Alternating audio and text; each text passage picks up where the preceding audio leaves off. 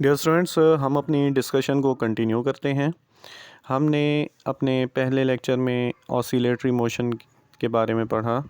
Oscillatory motion की definition, उसकी examples हमने देखी। ठीक है, अब हम ऑसिलेटरी मोशन से रिलेटेड कुछ टर्म्स को रीड करते हैं, यानी जो ऑसिलेटरी मोशन के साथ रिलेटेड या एसोसिएटेड होती हैं ऐसी टर्म्स जिनको हम समझे बगैर जो है तो ऑसिलेटरी मोशन को मुकम्मल तौर पर यानी क्लियरली नहीं समझ सकते। ठीक है, तो इन टर्म्स में जो पहली टर्म है वो है वाइब्रेशन और साइकिल। तो इसकी डेफिनीशन हम देखते हैं पेज नंबर 2 पर। One complete round trip of the vibrating body about mean position is called vibration और साइकिल। यानी जब एक वाइब्रेटिंग बॉडी अपनी मीन पोजीशन से स्टार्ट लेती है वाइब्रेट करना, और वाइब्रेशन जब अपनी स्टार्ट लेती है तो मीन पोजीशन से एक्सट्रीम पोजीशन तक मूव करती है, फिर उसके बाद जो है तो एक्सट्रीम पोजीशन से वापस मीन पोजीशन पर आती है, और यहाँ पर आकर ये ड्यू टू इनर्शिया यानी अपनी प्रॉपर्टी ऑफ इनर्शिया की वजह से ये स्टॉप नहीं करती बल्कि अपनी दूसरी एक्सट्रीम पोजीशन तक चली जाती है, और वहाँ पर पहुँच कर दोबारा से ये अपनी मीन पोजीशन की तरफ मूव करती है।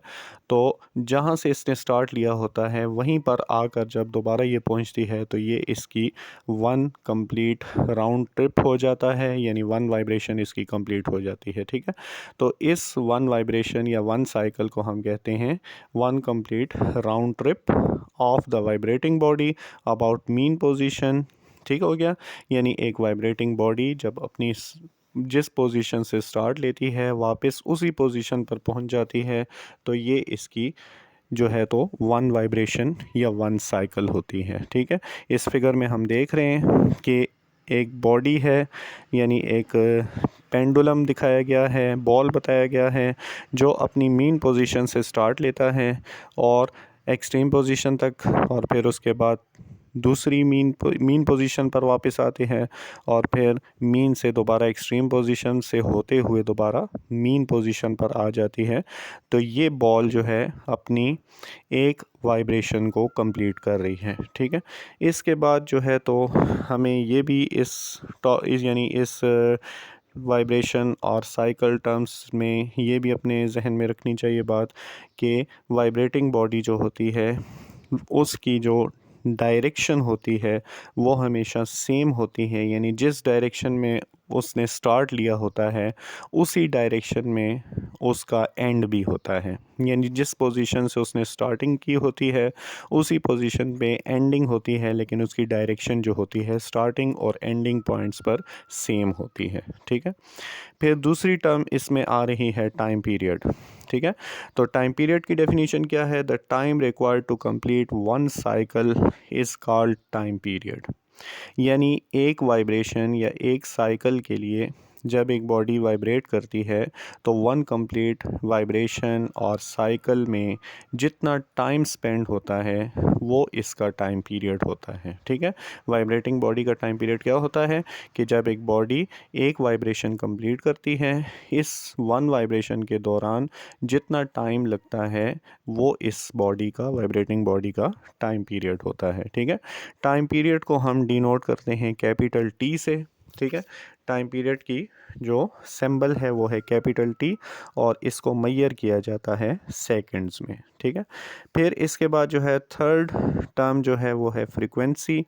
द नंबर ऑफ साइकिल्स और vibrations that the particle completes per unit time is called frequency. यानी जब कोई वाइब्रेटिंग बॉडी वाइब्रेट कर रही होती है या रोटेटिंग बॉडी रोटेट कर रही होती है तो वो जितनी वाइब्रेशंस या जितने साइकिल्स वन सेकंड के टाइम में कंप्लीट कर रही होती है तो इसको उस बॉडी की फ्रीक्वेंसी कहते हैं। ठीक है, नंबर ऑफ वाइब्रेशंस और number of cycles of a body completed in 1 second is called the frequency of the vibrating or rotating body। ठीक है, फ्रीक्वेंसी को हम डिनोट करते हैं स्मॉल एफ के साथ, और फ्रीक्वेंसी का यूनिट जो है साइकिल्स और वाइब्रेशंस पर सेकंड होता है। ठीक है, नंबर ऑफ साइकिल्स और नंबर ऑफ वाइब्रेशंस पर यूनिट टाइम और पर सेकंड इज़ कॉल्ड फ्रीक्वेंसी।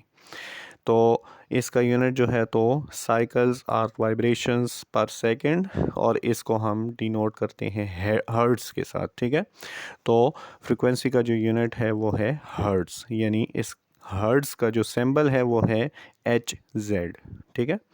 फिर इसके बाद जो है तो हम एक डेफिनेशन देखते हैं, relation between time period and frequency, यानी टाइम पीरियड और फ्रीक्वेंसी का आपस में क्या रिलेशन है। ये दोनों एक दूसरे के रेसिप्रोकल हैं, यानी फ्रीक्वेंसी जो होती है वो यानी टाइम पीरियड का रेसिप्रोकल होती है, और टाइम पीरियड जो है तो वो फ्रीक्वेंसी का रेसिप्रोकल होता है, यानी t is equal to 1/f and f is equal to 1/t।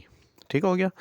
ये दोनों एक दूसरे के रेसिप्रोकल्स हैं, तो इसलिए इन दोनों का रिलेशनशिप ये है कि t is equal to 1/f और f is equal to 1/t, यानी frequency is equal to 1 time period और time period is equal to 1/फ्रीक्वेंसी, ठीक है। फिर इसके बाद जो है तो हम नेक्स्ट डेफिनेशन देखते हैं जो है डिस्प्लेसमेंट, ठीक है। तो डिस्प्लेसमेंट किसे कहते हैं? The distance of oscillating body from the mean position at any instant of time is called its displacement, यानी एक वाइब्रेटिंग बॉडी जब अपनी मीन पोजीशन से स्टार्ट लेती है तो किसी भी पोजीशन पर वो जितना भी डिस्टेंस कवर कर लेती है उस डिस्टेंस को हम कहते हैं डिस्प्लेसमेंट, ठीक है। मीन पोजीशन से स्टार्ट लेते हुए जब एक वाइब्रेटिंग बॉडी कोई भी डिस्टेंस कवर कर लेती है टुवर्ड्स एक्सट्रीम पोजीशन, क्योंकि इसकी डायरेक्शन जो होती है वो एक्सट्रीम पोजीशन की तरफ होती है, इसलिए ये वेक्टर क्वांटिटी है, ठीक है। तो एक्सट्रीम पोजीशन की तरफ वो जितना भी डिस्टेंस कवर करती हैं at any instant of time, किसी भी टाइम में, ठीक है। तो इस डिस्टेंस कवर्ड को हम कहते हैं displacement of the vibrating body and it is denoted by x, ठीक है। इसको हम डिनोट करते हैं x से, और डिस्प्लेसमेंट को हम मेजर करते हैं मीटर्स में, क्योंकि ये लेंथ है, ठीक है, डिस्टेंस कवर्ड है, इसलिए हम इसको ये इसका जो यूनिट होता है, इसकी मेजरमेंट जो होती है वो हम मीटर्स में करते हैं, ठीक है। और मीटर्स का सिंबल जो है तो स्मॉल m। फिर इसके बाद जो है तो नेक्स्ट जो टर्म है वो है amplitude. The maximum displacement of the body from its mean position in a cycle और वाइब्रेशन इज कॉल्ड एम्पलीट्यूड, ठीक है।